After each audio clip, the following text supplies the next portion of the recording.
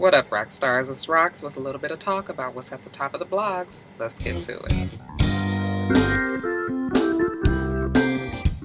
All right, Roxstars, 2 minutes on Trump. We politicking, of course. Got to talk about Donald Trump, your president, blaming our former president, Barack Obama, of wiretapping Trump Towers during the 2016, presidential campaign that he was on.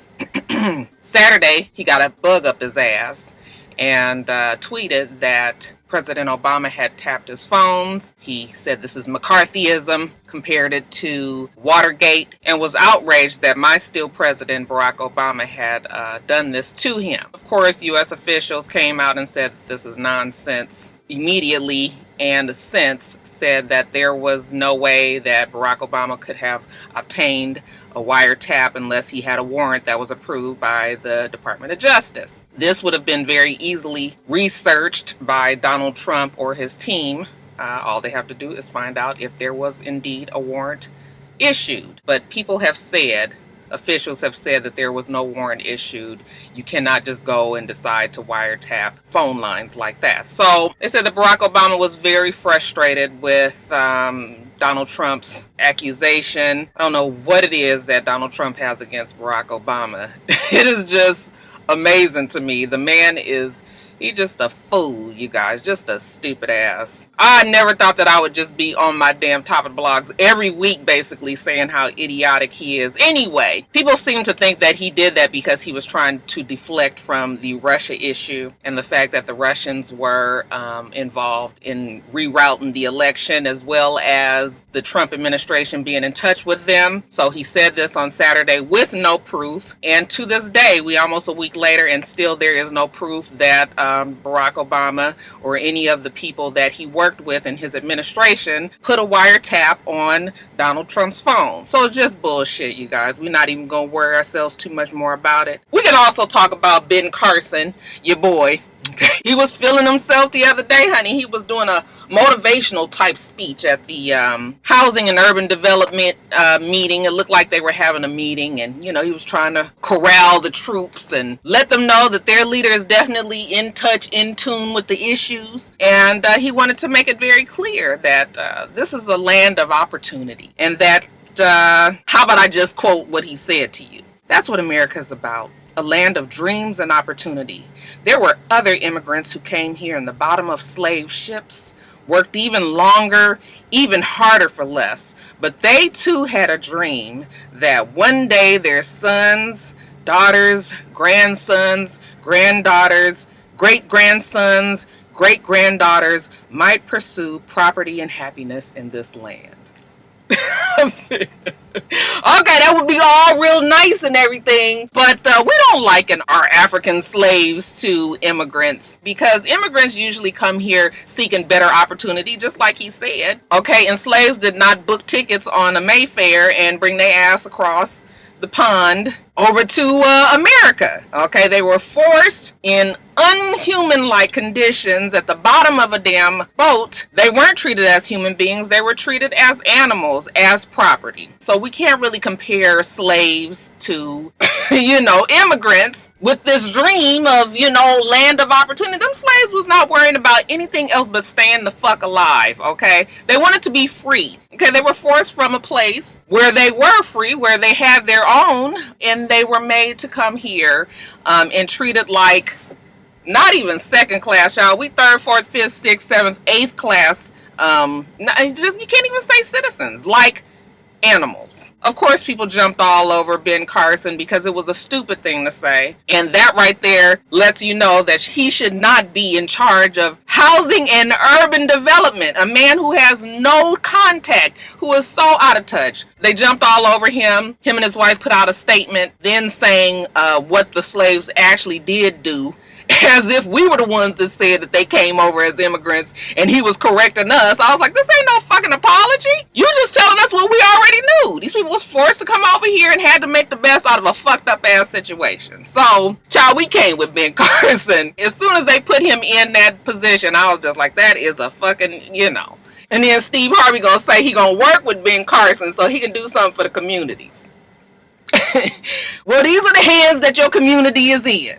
Okay, so yeah, that's it. We didn't spend enough time on Trump. I said I was only going to be politicking for 2 minutes, and I've gone over that. So let's move on. Alright, you guys, so last week we were all over the beef between Remy Ma and Nicki Minaj, or actually the one-sided beef that Remy Ma attacked Nicki Minaj, bodied her, as a lot of people like to say. And yes, it was all over the blogs, it was all over the vlogs, everybody had something to say about Sheether. Well, a week later, and Remy Ma looks like she is contemplating her actions. She was on a podcast by the name of Another Round, and she says that she doesn't regret what she did, but she's not particularly fond of the song either. She said that it bothered her, actually, that the song went so viral so quickly, that these were two females that were pulling each other down. Well, actually, this was one female that was pulling another one down. And, she was like, we could have really achieved more working together instead of going against each other. So I was just like, Remy, what is the fuck is it gonna be, girl? But yeah, Remy Ma says the beef is over, and that if Nicki wants to respond, that she can, that's cool. So I guess Remy is having bully's remorse. Kind of reminds you of when your mama will whoop your ass so tough that she had to keep you out of school the next day, and then she go to work and she feel real bad and guilty and shit, so she bring you home McDonald's the next night for dinner. Try to be all extra nice and shit. I said, girl, what you're not gonna do is get us involved in this beef and all excited and just be like, okay, I don't want to play no more. Yeah, Remy, I looked up her birthday and I was like, this sounds like a Kanye move, okay? And definitely so, she is a Gemini, okay? So we gonna give her a pass, because this is what you crazy ass motherfucking Geminis do. One day y'all be bodied, and the next day y'all be like kumbaya. So yeah, I'm just gonna sit back and see what happens. Nicki Minaj still to this day has ignored the beef, so just as fast as we went up, we come on down just as quickly, okay? And speaking of Nicki Minaj and the beef and everything, Safari was on Wendy Williams. Boy, Safari was looking good. I was like, oh, he is a cutie, y'all. Whenever he just not silly and everything, just sitting there on this, I said, child. Nice. Anyway, yeah, so he was on there and he was talking about what he always talks about, just trying to get his just due, trying to get what is fair compensation for helping Nicki Minaj on her album, this last one that she had. They broke up right before the album was going to come out, and he just said that he did not ghostwrite and exactly write everything for her, but it was collaborative, which I can understand. He said they were boyfriend and girlfriend, of course, so there was no paperwork, which I understand as well. But that is a lesson to us all, right? Give a fuck if you boyfriend and girlfriend. Unless your ass is married, we need to get a contract going. But you learn. You live and you learn, right? So he says that he just felt like he should be getting paid for the work that he did. I don't blame him. I don't know if he'll ever get the money, because Nicki Minaj definitely has more money than him and is able to hire the lawyers that will keep him kind of away from the guap. We'll see. He also talked about Meek Mill being partially responsible for them breaking up. Okay, he did conveniently leave out the part about him cheating, because we've heard that both of them were messing around. But yeah, I guess it's just a little extra knife in the gut that a person that you actually put in contact with your woman actually swooped in and took her. So kind of, bitch made a Meek Mill kind of tell on Safari. But I mean, he wanted Nicki Minaj, he got her, and now they not together no more. So I mean, all's well that ends well, right? The interview was cool. It was cool enough. Wendy Williams is getting a kick out of this whole little beef. She's been having a lot to say about it, but I guess, like I said, now that Remy Ma's not playing no more, and Safari, did I mention that he said also that Nicki Minaj camp tried to keep him off of the show, which is not surprising, because they probably didn't know what he was gonna say. But Safari doesn't ever speak ill of Nicki Minaj. He never says bad things about her. You could tell that he loved her at one time and probably still does. Shit just don't work out no more, So I mean, he has respect for her, and I don't ever think that he gets so out of pocket that is just ridiculous. So, but yeah, that was it, you guys. Did you guys see the interview? What did you think about it? Somebody said he had a drawn on hairline. I couldn't tell. I did look, I was really trying to see, but I didn't see it. But if he did, That's what happens with the old man. I can't talk because my edges is fucked up too. So that's it, you guys. Tell me what you think about this whole Remy Ma bully's remorse. Leave it all in the box below. We're gonna give the fist pump of righteousness. Do I have pits? Y'all so fucking hot out here. I can't believe it. To Chance the Rapper, who has donated $1 million to the Chicago public schools. Okay, so I think that deserves a clap, right? You got an independent artist that's making moves out there, putting his money where his mouth is. Right on. The young Sherman Hemsley lookalike has called it a call to action for businesses and philanthropic leaders. Did I say that right? Philanthropic?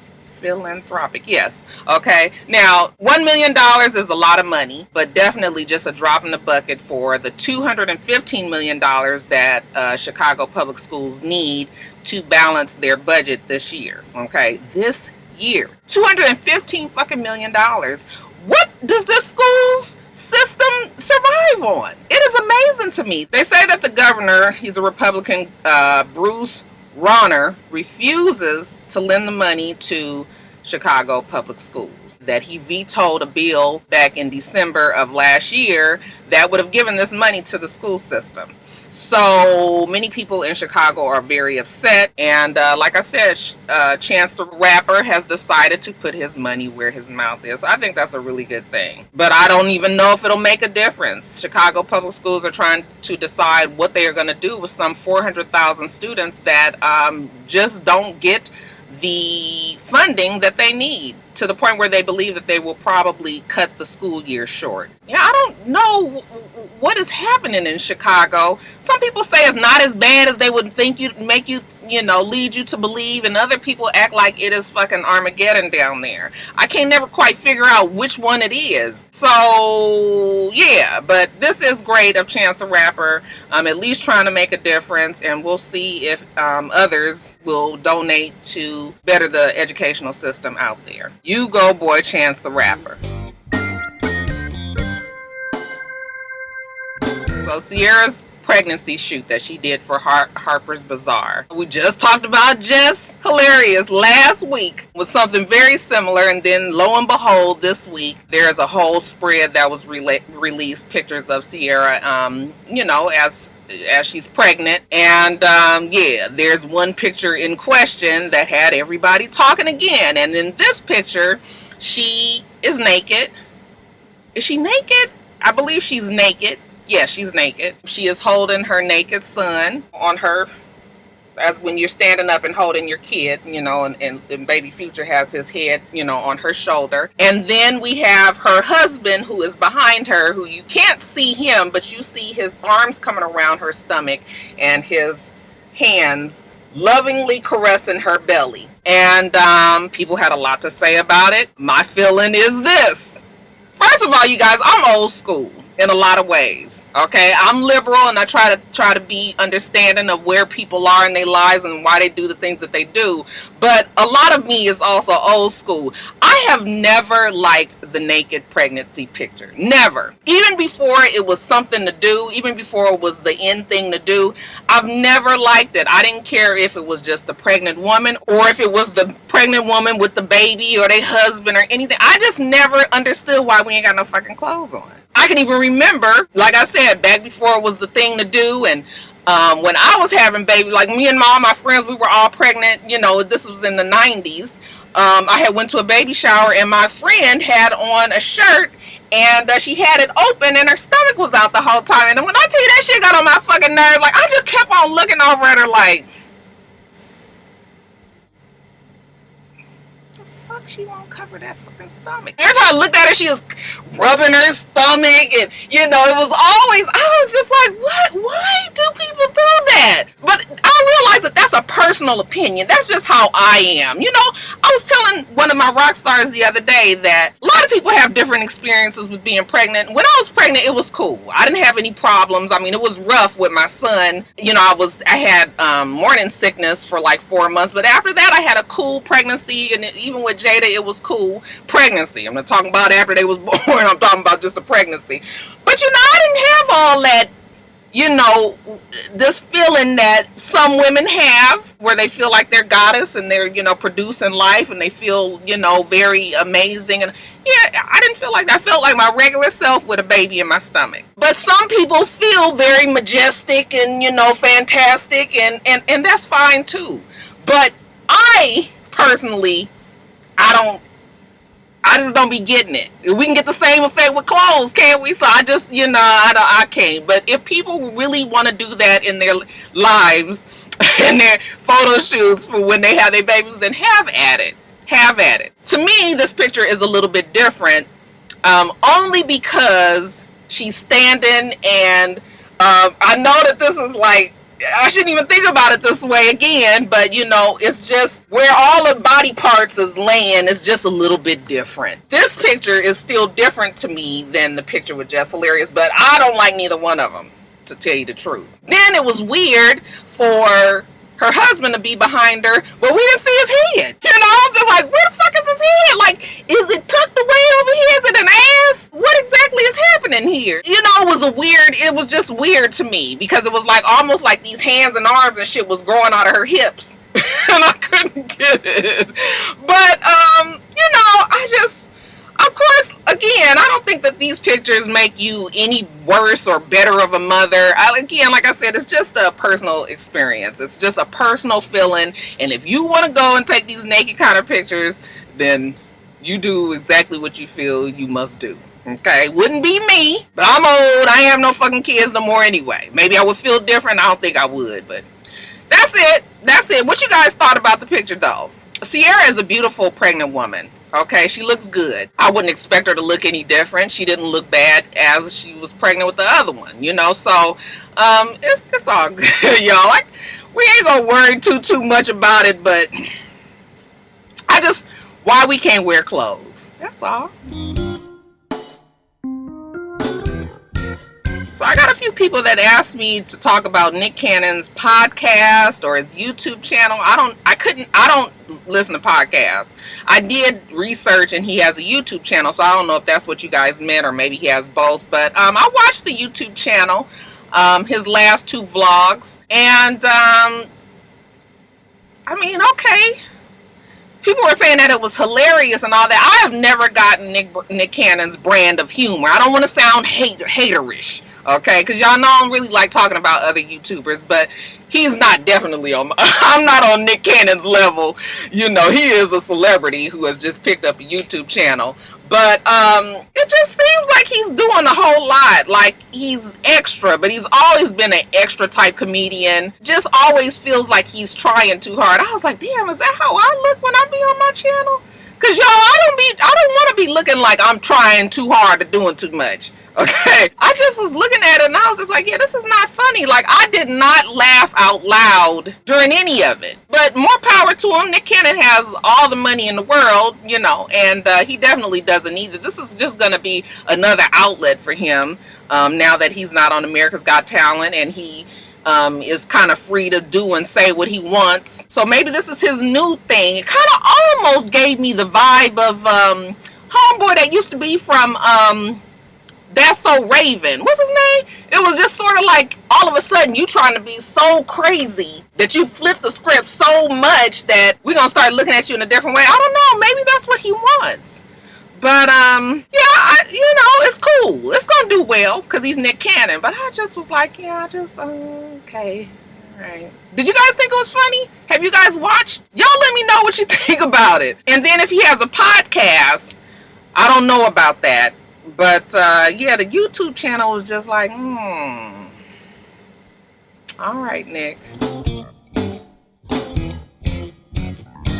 Y'all, is that it? I'm at quickies already. Okay, first let's talk about Gary Houston. Gary Houston was in his Tahoe out here in Atlanta, Georgia somewhere. They said that it was an area that was frequented by drug dealers and drug users. Someone videotaped him from their phone. Looks like he just finished doing some drugs in his Tahoe and he was completely knocked out with his windows down. And he was so fucked up that they were able to walk to the windows and basically put the camera right up in his face and record him as he's just sort of just sitting there. Is my closure right, y'all? You know, I gotta get this closure together. Anyways, just sitting there completely knocked out. But not really knocked out, because he's sort of jumping. He's having like a reaction to these drugs, you guys. And all I could do was sit there and watch and be very, very sad, because first of all, it takes a special kind of person. Look, we can talk about people and we can even laugh sometimes. It's not always right, but we can laugh at the misfortune of celebrities. You know, we've seen them go up, we've seen them go down. But it takes a special kind of person who is able to actually record somebody who is in this moment so fucking vulnerable and obviously could not fend for himself in any kind of way.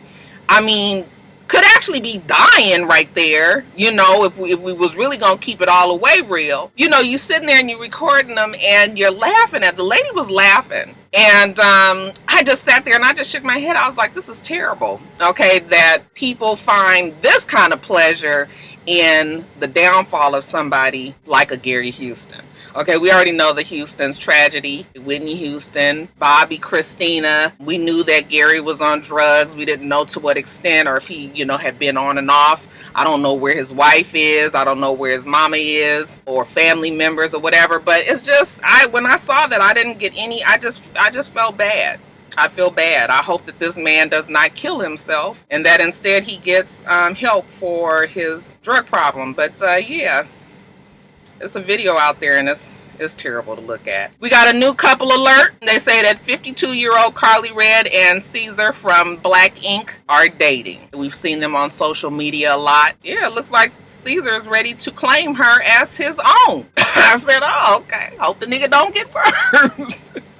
Your boy Faison Love was recorded fighting in the airport. Now, when I took my notes, I did not know exactly why Faison Love was throwing this motherfucker around like he was a damn rag doll. They say that the man was a valet, and Faison tweeted afterwards that he's big on respect, okay, that he respects other people and he, you know, expects the same in return. But when you see the video, Faison Love is over here, and the young gentleman, we gonna call him Tremonte. Tremonte was standing all the way on the other side of that damn desk, and whatever Tremonte said to Faison Love, okay, he obviously didn't think that Mr. Love was gonna get over there as fast as he did, okay? That nigga got over there and must have grabbed him and threw him down, and then went back and picked his ass up and threw him against the fucking desk.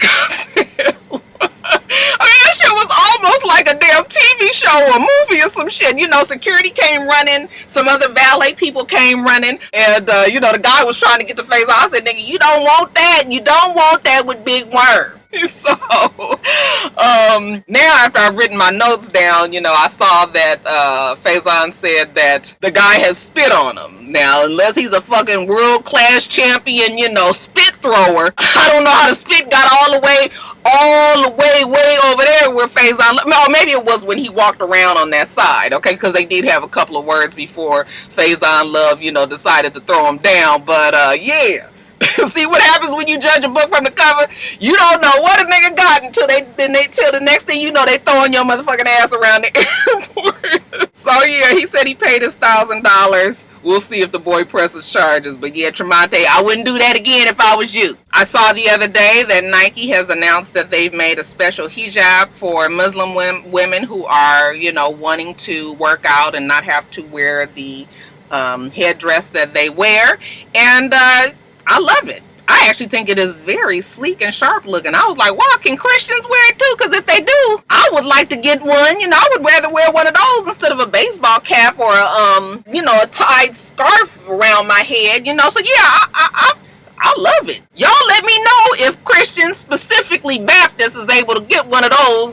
That might inspire me to start working out. Good job, Nike. And then lastly, you guys, this ATL orgy. Now, I had a couple people ask me about it. I didn't know what the fuck it was. And then finally, I was able to find out today that supposedly they have this huge orgy planned out here in Atlanta. Now, all I got to say is anybody who is crazy enough to go to a orgy that's announced on social media in a place that HIV and AIDS is running rampant. I told you guys about that in the top of the blogs a while ago. You are fucking crazy. Okay, now listen, Atlanta is known for their swinger clubs. There are a lot of them around the city.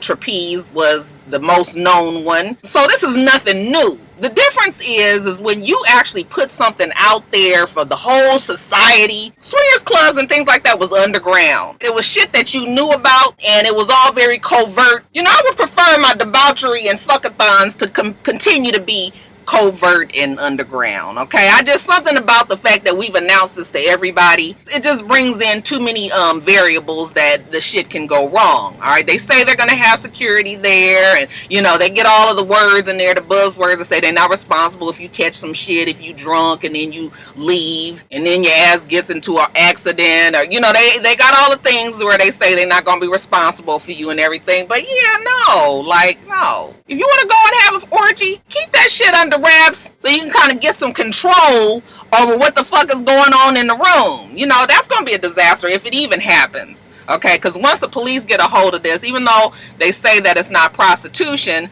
but they're charging. I would imagine that you can't just rent a hotel room and then charge people to come fuck. And I would think that you would have to have permitting for certain areas where these sex clubs can actually happen. You can't just be having a fuck den in the neighborhood, you know? So we'll see if it happens, but there definitely is an Eventbrite, and there is a, you know, a general invitation that's going around on social media for this ATL orgy. I mean, if you want to do it, fine, okay? I don't care if you go to sex clubs and everything. I'm just saying, this is probably not the smartest way to go. There's plenty other ways that you can get this done, okay, and you ain't got to risk your life. I wouldn't do it if I was you.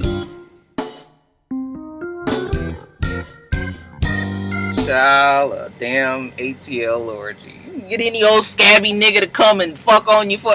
I wish I would. Anyway, you guys, let me get off of here. Gotta run in the bank, go get my food, and then take it on back to work. Alright, you guys, we do this every single week. Make sure that you rate, comment, and subscribe, and make sure you come back.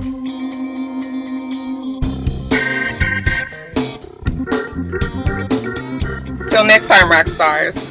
Bye.